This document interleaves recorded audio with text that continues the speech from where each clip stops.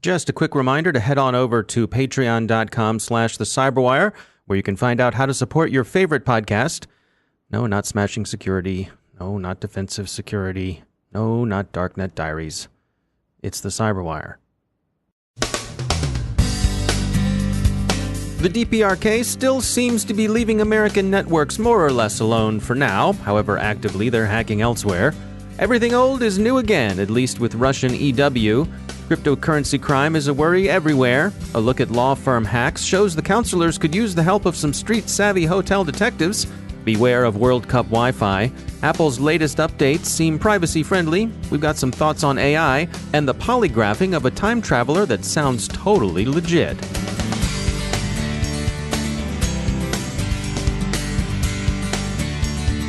Time to take a moment to tell you about our sponsor, Komodo. Here's the bad news. There is no way you will ever be able to stop malware from entering your network. The good news is Komodo renders malware useless. That's why Komodo customers can click on anything. Over 120 million new pieces of malware were created in 2017. So even at 99%, you're still a target for 1.2 million pieces of malware. If you do the math, that's still over 3,000 problems per day that current solutions cannot solve. Komodo doesn't settle for 99%, and neither should you. They put those 3,000 daily problems into a lightweight, kernel-level container where the malware's rendered useless. With Komodo's patented auto-containment technology, they bulletproof you down to hour zero every time, solving the malware problem. So with Komodo, you can say with confidence, I got 99 problems, but malware ain't one. Go to enterprise.komodo.com to learn more and get a free demo of their platform. That's enterprise.komodo.com. We thank Komodo for sponsoring our show.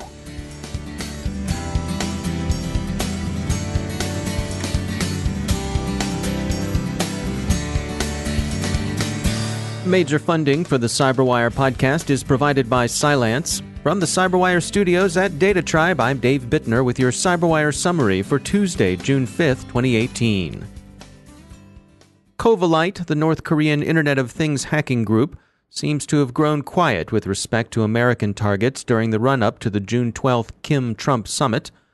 Covalite, tracked by industrial cybersecurity specialists at Dragos, is said to share considerable infrastructure and malicious code with the Lazarus Group, also known as Hidden Cobra. NATO members, and the U.S. in particular, find themselves relearning Cold War lessons about Russian electronic warfare capabilities.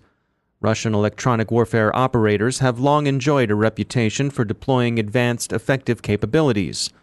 The amount of attention the U.S. has paid to those capabilities has tended to wax and wane with operational concerns. Those concerns are high now, especially with the recent demonstrated ability of Russian EW operators to affect U.S. platforms operating in and around Syria. The big picture, and this has been a big picture for some decades, is that the Russian military works hard to integrate EW capabilities across their force, and that they do so in ways intended to secure an asymmetric advantage over Western, especially U.S., opposition. Russian authorities are said to share Western concerns over the increasing rate of criminal attacks on cryptocurrencies. An official spokesman of the Ministry of Internal Affairs says the problems they're seeing are related to the challenges of tracking the alternative currency's ownership, the relative difficulty of blocking their transactions, and their attractiveness to fraudsters, all of which should sound familiar. There were no specific mentions of our two favorite altcoins, Vaporcoin and Dogecoin. The New York Law Journal took a look at trends in social engineering and concluded that law firms are surprisingly easy marks. It's not as if Blofeld or Goldfinger or some other high-tech Bond villain is hacking in. No, counselor, the journal says, you're being had by the kind of petty grifters who, if they weren't working online, would be selling you really genuine merchandise out of the trunk of their car on some corner in Tribeca or Soho. Anyone attending World Cup events this summer should be aware of the significant risk Wi-Fi hotspots present. Maybe better to leave your phones off, football fans. Apple's latest round of updates are regarded as markedly friendly to user privacy. macOS Mojave and iOS 12 both include features designed to block secret trackers, and a feature being tested for iOS 12, USB restricted mode, is designed to impede Cellebrite's unlocking tools the FBI and others have used. The Safari browser also has new features designed to impede ad trackers. Voters in 8 U.S. states head to the polls today to cast ballots in their primaries, and the security and integrity of those elections is of concern to officials and citizens alike. John Dickson is a principal at security firm Denim Group, and he offers his thoughts on election security. By far, the preponderance of resources and responsibility for elections lies at the state and typically county level, sometimes at the municipal level. There's a popular misconception that the hardware of voting machines equals the voting system. I mean, that's just one component of it. Yes, if you have physical access to a voting machine, as if you would have, physical access to any device, you can certainly break them in many cases. But guess what election officials across the U.S. are good at? They're really good at detecting, one or two people hovering around the backside of a voting machine in a voting area. I mean, they that's what they do. They minister and watch to see if people are voting correctly. The likelihood of somebody being able to prosecute a physical attack without being noticed is exceedingly small, I would argue. So the bigger infrastructure, the stuff that worries many and is most certainly already in play, is the voter registration systems of the 50 states plus territories in D.C., and then also the election night reporting infrastructure. So do you suppose we are emphasizing the right things then? Are we shining a light in the right areas? Are we focusing our energy where it's best spent? I would say we're becoming better at it. If you go back to, it was DEF CON last year, where there was, researchers attacked and then were able to root 6 different voting machines. That was covered all over national press. And I think that wildly distorts the problem. First of all, again, these were outdated and I think non-certified voting systems, if I'm correct there. But more importantly, the attack scenario was completely not realistic. I mean, again, guys with hoodies, hovering behind a voting machine is going to get noticed by an election judge. It's the other parts of the infrastructure that I think we're starting to realize have some of these similar problems that just general web and network infrastructure has. And the biggest problem is you have at the state level election officials who have really focused on the integrity of the tabulation process and of the integrity of the voting process and systems. It really driven off of their major event nearly 18 years ago in Florida with the hanging Chad. So much of the improvements that have happened have been about, on the hardware and system side have been around how do I guarantee the integrity of the vote that's cast and the process of that vote all the way up to the secretaries of state and then onward to DC if it's a federal election.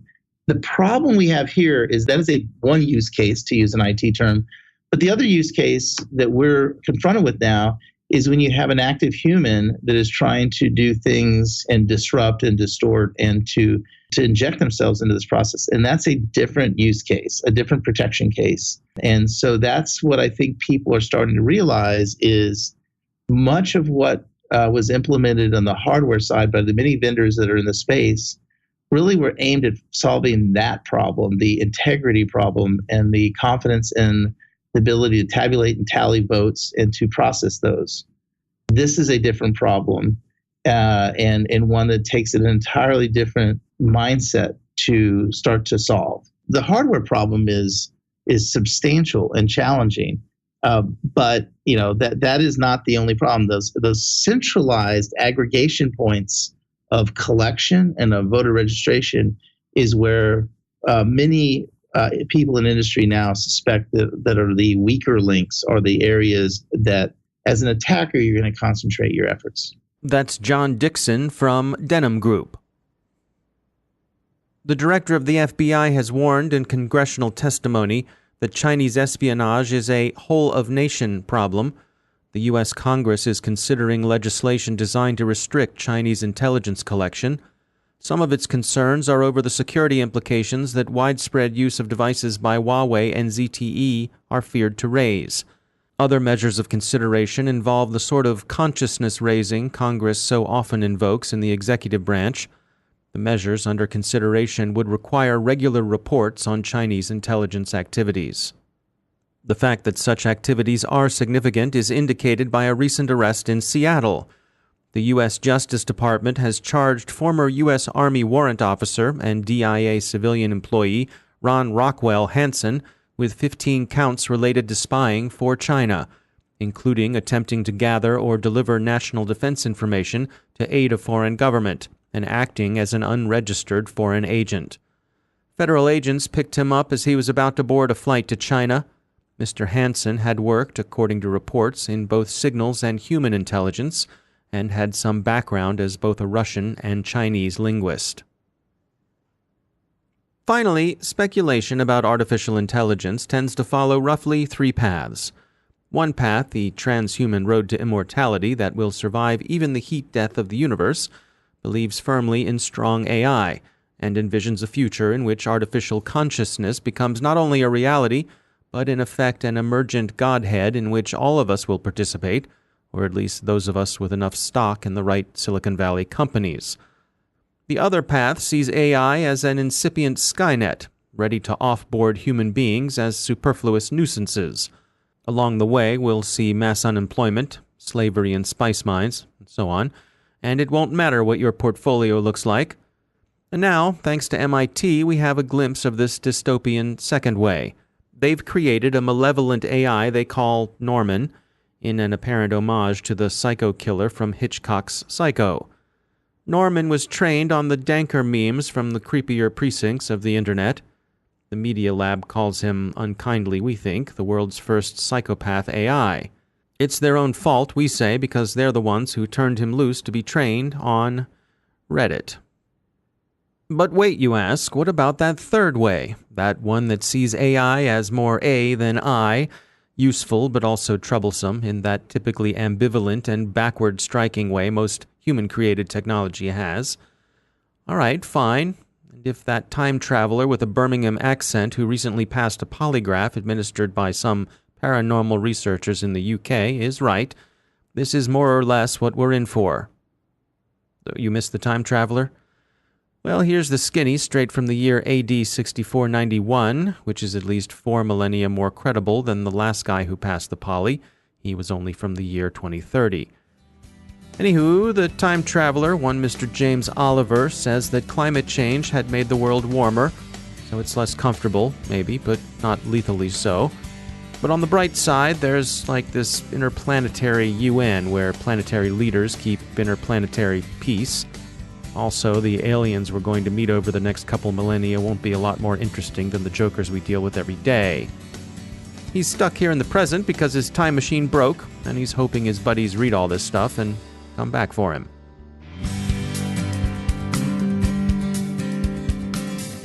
Now a moment to tell you about our sponsor, Observit. It's 2018. Traditional data loss prevention tools aren't cutting it anymore. They're too difficult to deploy, too time-consuming to maintain, and too heavy on the endpoint. They are high maintenance and require endless fine-tuning. It's time to take a more modern approach. With Observit, you can detect insider threats, investigate incidents quickly, and prevent data loss.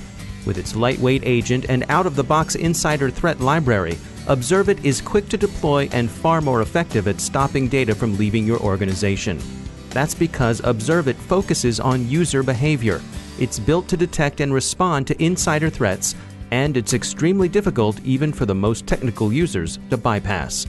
Bring your data loss prevention strategy into the modern era with Observit. Learn more at observit.com/cyberwire. That's observit.com/cyberwire. And we thank Observit for sponsoring our show.